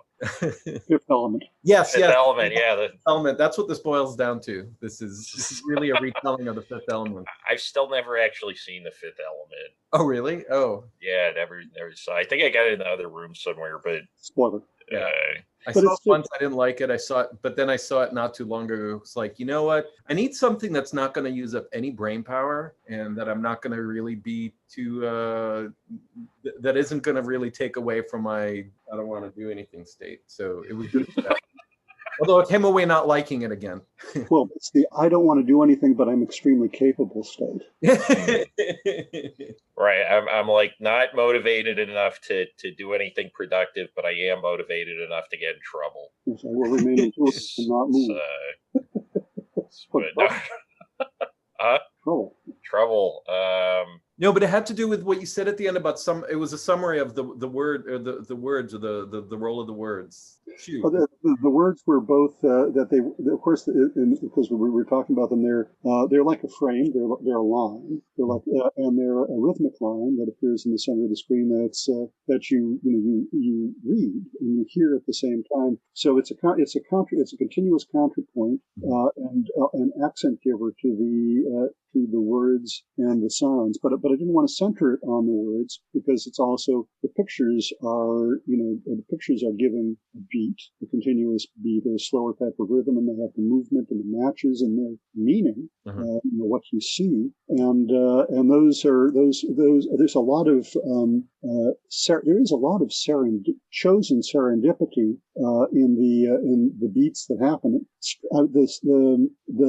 But the serendipity, it's like, you make your luck, and you can make your luck or you can be paralyzed by your luck, meaning you can like watch it. And by the end of the last 2 or 3 episodes, because I'm very familiar with all the material and I'm very familiar with all of the intentions that have happened and the chosen accidents, I could, at a certain point, I could just, but it was happening throughout, I could lay down a picture and it would be correct. And it would be correct, over 30 seconds, or I could lay down a sound. I mean, you can see that, but it's not. You can almost like tease stuff out, like when we were editing the road trip footage for that thing with John Jost. There was like no order to any of it, so we just have to kind of layer things until something seemed to look right, and then see what that suggested. Mm-hmm. And it's backwards, but it's backwards forwards, like most things are. And I think it adds like an element of randomness. Like I think that goes back to the discussion about like bad sci-fi movies or bad movies or quote unquote bad movies in general. I think the appeal is that you have this conscious intention, like you were saying, like the person's trying to fit into this paradigm of 50s science fiction cinema, but then there's also factors of budget, factors of limitations, factors of just the lack of conscious self-awareness on the part of, cast, crew, director, etc. You end up with this large unintentional space that's usually as or more interesting, especially with old sci-fi films, than the actual like intended, don't get eaten by a swamp monster message. That's generally. They'd be thrilled because they're getting eyeballs. They don't care. Right. Attention, You can't do that to some, to some things, but you can do that. I mean, you can't do that. I mean, like, I don't think you can. Well, you can do that with Pynchon if you're like talking about, in a literary sense. You can't really do that with DeLillo, but that's not true. So you could do that with just about, anything. But the whole point was an anchor, was to provide some way for people to enter some way or another, because I was very aware that it's way too dense and it's way too dense. But then again, I would go, well, I thought Wax was dense, and then that turned out to be the strength was that people would watch it more than once. Mm-hmm. And there was enough of a low level, there was enough of a first viewing rhythm and understanding to take it into the second time. So I figured, well, okay, these are, try to follow these sort of beats, these layers of beats, and hopefully that leads people in. I mean, the simplest beat is just the story is really. So I guess that brings up another question I was going to ask. Is there an ideal screening setting for Wax 2, the first movie on the internet? Is there, or like, so like when Ron and I watch it, we watched it together we cut it up into 3 chunks, watched like 2 hours and change every time. Together. Mm-hmm. And that kind of brings up the whole question of like, is it supposed to be watched entirely? And I thought it was like, okay, like maybe you're supposed to watch all 6 hours. It's like Out One or something where you're supposed to sit through it in one. Out One is that who's the guy who did L'Amour Fou? One of the French New Wave guys, not Godard, not Truffaut, but he did like a 13-hour movie with Jean-Pierre Laud, the kid from 400 Blows, but when he was an adult. Yeah, it's just like, it's mostly not. I mean, they re-released it a few years ago. It's gonna bug me until I remember this guy's name. But here, what's the name of the movie? So the name of this movie is Out One, and then the other movies the guy did were like Paris Belongs to Us, L'Amour Fou, and Paris du Parent. I think it's how you say it. And my French accent is like it's like trying to hear Michael Bloomberg speak Spanish. It's bad. It is. Let's see. It is Jacques Rivette. Oh, Jacques Rivette. Yes, that's correct. Yeah. Okay. Well, slightly faster than the internet. It's the my sort of older quick response is that like Wax was made on a small screen, and it wasn't supposed to be on a big screen, but it looked really, really great on a big screen because it was like the wrong frames per second, and it had video grain, and it was really huge, and it looked really great. So it didn't make any difference where you saw it. And then it was kind of like all chopped up. And for a while, I thought the all chopped upness didn't make any sense, but then if you put all that together, it does. And so for this, one of the first things is that it's sort of like a technical trope. You can make a 6-hour movie and you can put it there and it can be seen. You couldn't make a 6-hour 10 years ago. You could make a 6-hour movie, but it would have to be on a number of DVDs, or it would have to be, and so the streaming thing is it's sort of, what do you call it? It's all interstitial, perhaps. Everything is in between. And so for watching it in the way that you watched it, the 6-hour, it started as a 26. So it's, what is it? It's 6 hours, essentially 13 acts. It's actually 3 acts in 13 sections, and each of the 13 sections essentially has 3 acts. And so you can cut it up at many points, like cutting it at the 2-hour point that you did, which wasn't exactly at the end of the show. It made total sense. It was actually, this is the time to turn it off. You can keep watching. The main thing, and it's not a game. It's not. It's not a.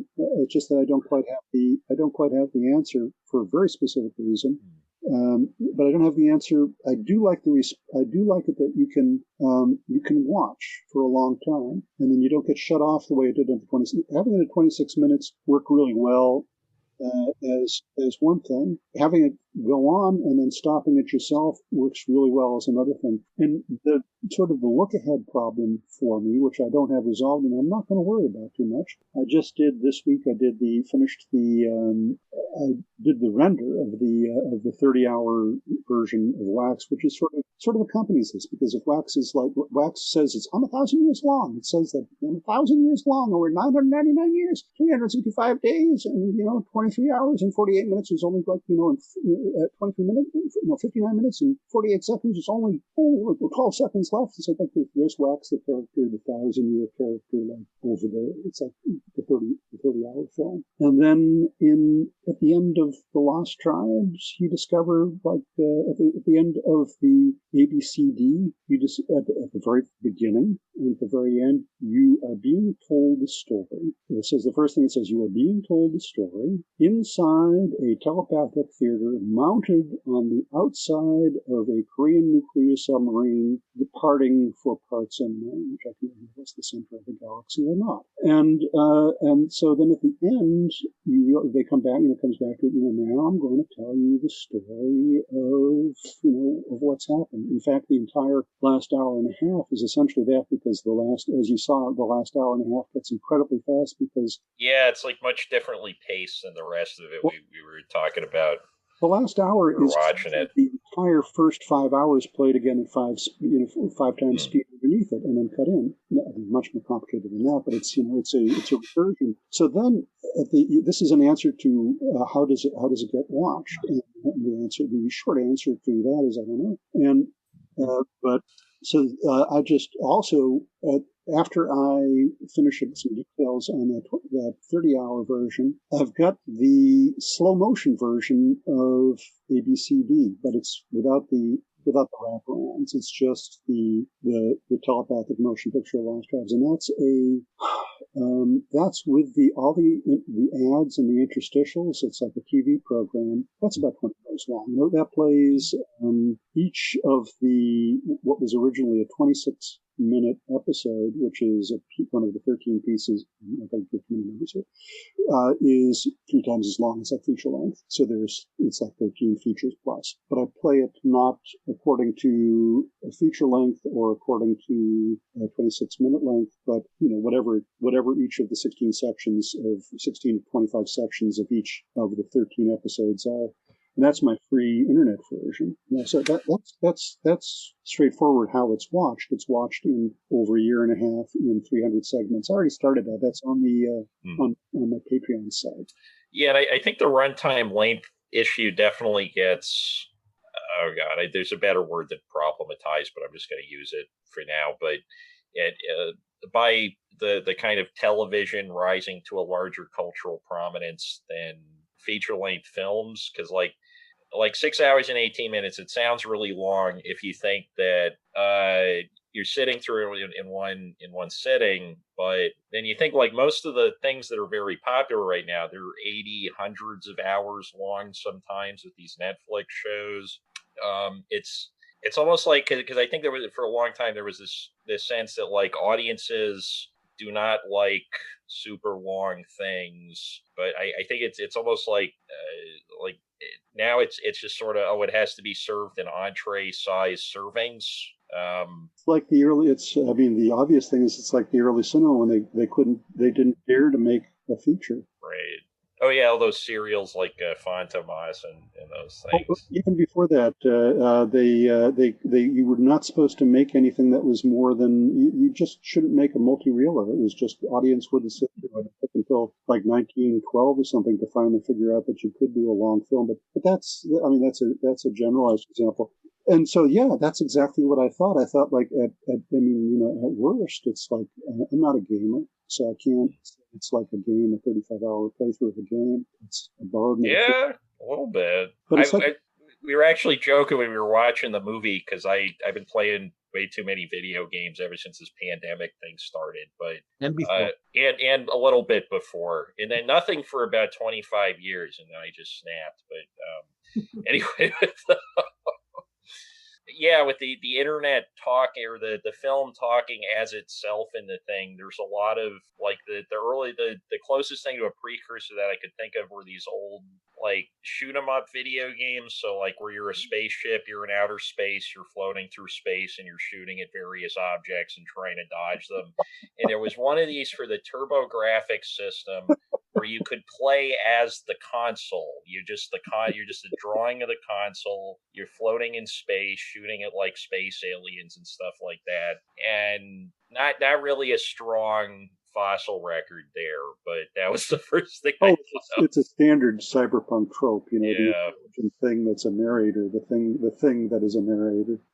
But the reason it's an active problem for me is not only that it's really very few people have seen have seen what you just saw. It's almost nobody. So I don't know quite how, it's just at the beginning of its distribution.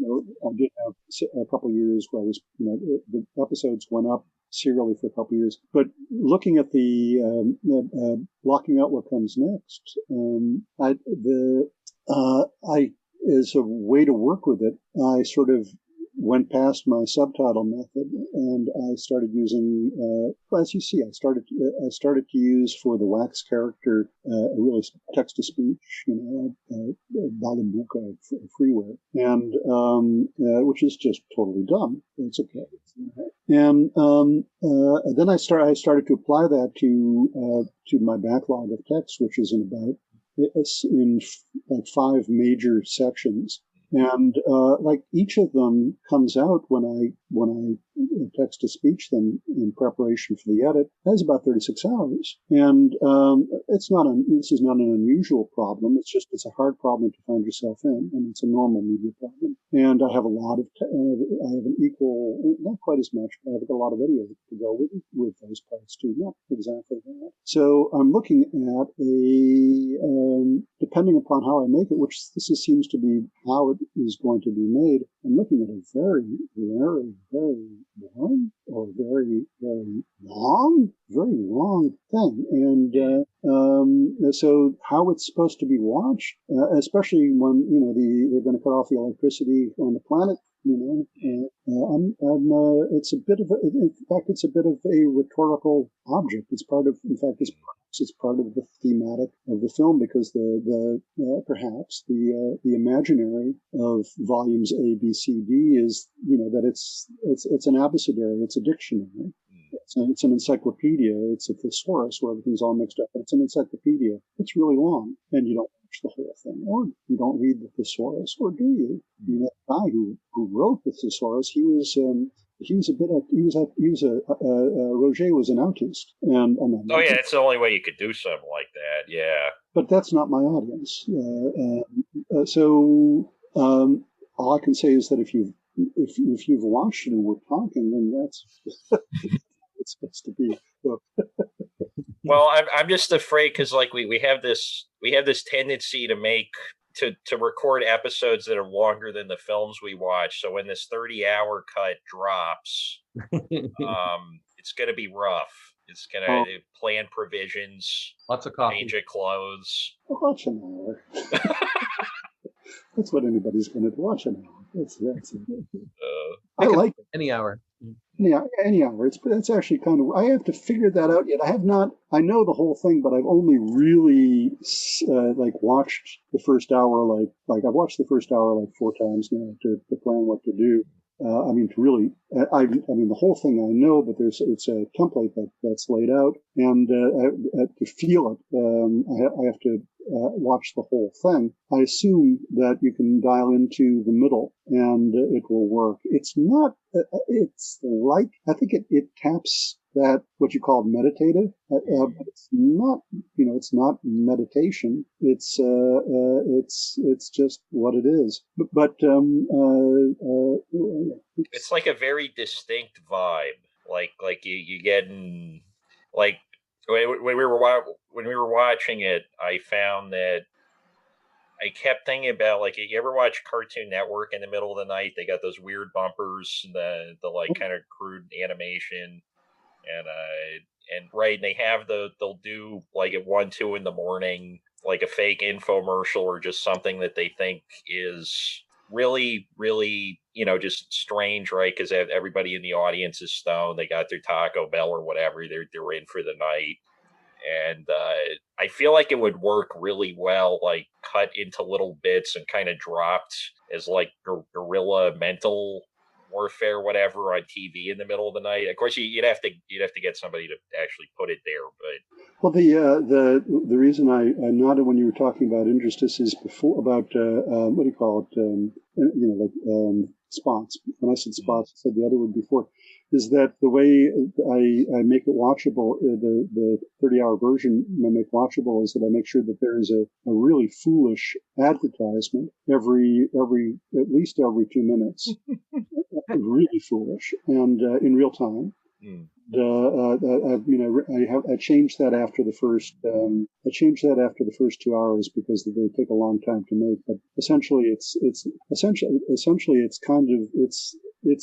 like it's exactly the way you described it. You watch the Cartoon Network and you think, wow, wouldn't it be great to make a whole television, not a television show, but a whole television network? It's like, Right. So that's sort of a little bit, that's what this is kind of like. It's like it's a whole television. Having 60 or 100 hours of content is like is a really cheap Christian channel.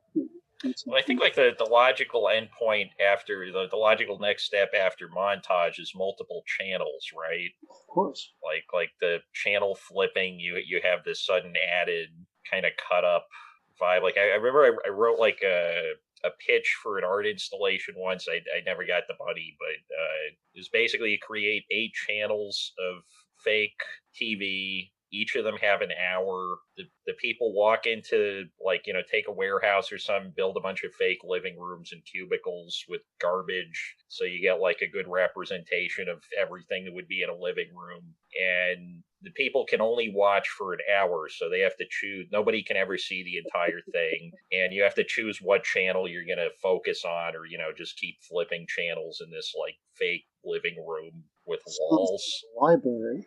A little bit, yeah. Yeah, it's like the Paley Center, but with like other people's stains on the furniture. Or no, that is the Paley Center. No, they have like plastic chairs at the Paley Center. It's pretty. Yeah, you ever been over there? The Museum of TV and Radio out in New York. They went over. They renamed it. Kovacs there. Yeah, that's where I was when I first got to college. I got a membership because that was the only place to find the Ernie Kovacs stuff like 10 years ago. It's weird. It's like in the day when I did it, it was like you'd sit on this really uncomfortable chair in a public space, and there was a tube monitor mounted too far away. No, that's still how they. Yeah, it's still how they do it. Yeah, it's just like this desk that's like 5 feet away from you. They pipe it in there, and I think. And I used to go to the counter. And I just figured they had a cataloging system, and I was like, oh, are they like, how do you, are there like elves? Are there magical elves in the basement getting these videos? And they were like, yes, basically. And then I felt like kind of an asshole for using the phrase magical elves. But no, it's literal. They have an antique robot, one of those robots from 30 years ago, where they would have VHS tapes, and the robot would go like a vending machine, and they go. And for them, it's still magical, like the pneumatic tubes at the public library. I was thinking earlier today when I was thinking about the viewing is pretty much like the internet is viewing nowadays. It's but we don't notice it. We don't notice you don't notice the cuts because it's all continuous. And so I was thinking about how I used to stuff that I used to do, like I said before, when I was reading, when I went to the library and tried to read to find a story. You'd go through this process where you call for the book to come, then you get lost, and then you'd also be pre-thinking what was coming next, and then you'd also be writing the little slips out. And there's the adventure of like giving the slip to the person, and that took place over. It was always, it took place over a whole day. And nowadays, like, you can be in an apartment like this small place, and the ordinary experience of the day, if you're not being social, is to often leap into a fugue which is like an internal movie, which is fired by looking things up on the internet, and they come instantly, and it's infinite. Of course, it's extremely limited as well. It's not physical, and it's still very limited. But you can go and you look up this, and then then you go get the coffee, and you're still thinking about it, and then you go back into and you find something else, and that fugue is the viewing, and that fugue is the movie. I mean, we're the camera in the theater, and whatever the heck we are. And so that is... right, that kind of changes everything, because it like changes your relationship to information, right? Because up to now, it kind of like, if you're looking at past history, it's almost like everybody had this poverty mentality about information, and now there's so much information coming at you. You kind of weighing like it's all there, and so then the question is like what's worth anything. Like I spent 6 hours the other day reading all of Colonel Sanders' FBI file. I could. Was that the best use of my time? Were there other things I should have been doing? You know, what did you do wrong during this period?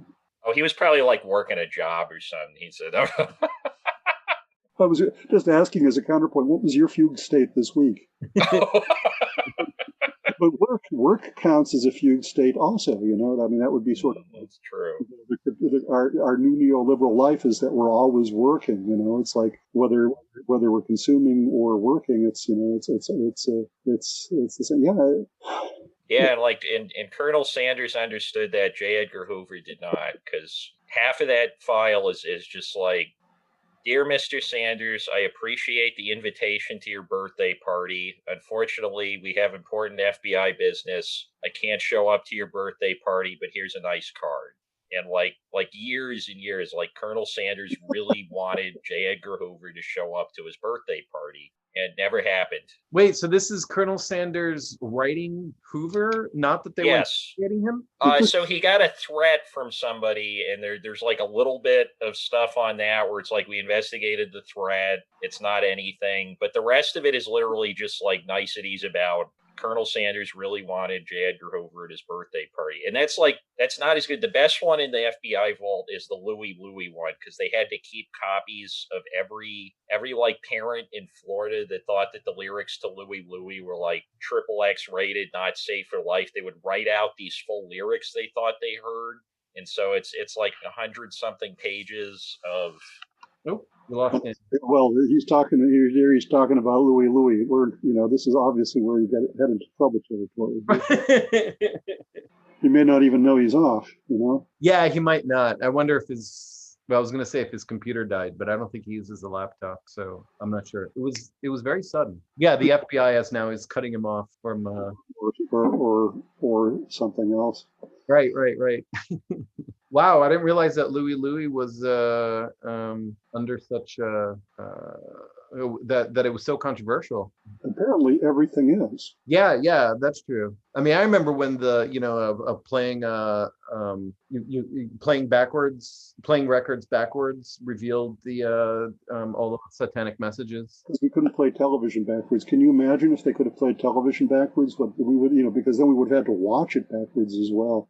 It's those little things, though, that actually those are because they're really important, because they make you feel that's of course just they make you feel the place of the history, and they just give you the general sense of the reality of a place that you knew was there but you wouldn't even think about. I was sort of blabbing here, but there was not at all. I was at there's a place called the Evo Institute in New York, which is where this huge library of material from, God, is it Lithuania? Excuse me for making that mistake. Got shipped over after World War II, and it has, and it's just, and I went to an exhibition there once where there was a invitation. There was this one little case, this is always the best thing in a museum, is where the museum's a little bit decrepit and the display case is so good, and there's nobody else there, and there's a display case in the corner, and the only thing is a piece of paper which is an invitation to the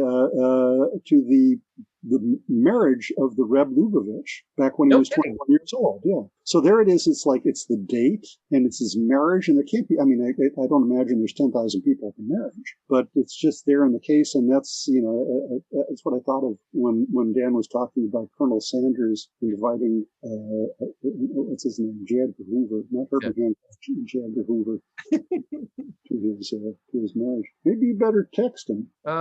Yeah, let's see. All right, let's see. But this also may be a sign that we should wind up soon. Oh, yeah. Oh, we've done it. We've done an hour and 40 minutes, I think. We've done 2 hours and 40 minutes. So it's time to stop.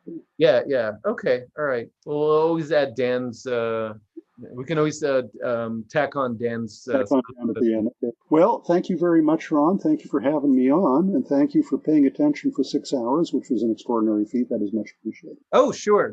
I'll say, there's only one movie that I've seen that's longer than that, and that's a 1960s Soviet version of War and Peace. And then I saw the theater. What was that? How does it end? Wow, I can't. Somebody loses the war. Somebody wins, and somebody makes a movie. Right. Well, I can't remember if it's does it reach the defeat, like all the way to the defeat of Napoleon, or is it just him and his? Yeah, it's still the defeat no matter what. I just can't remember how far along the story goes. They don't get to the Pacific. Yeah, just so, that's true. They stopped that. So okay. Well, real pleasure. Yeah, it was a pleasure too.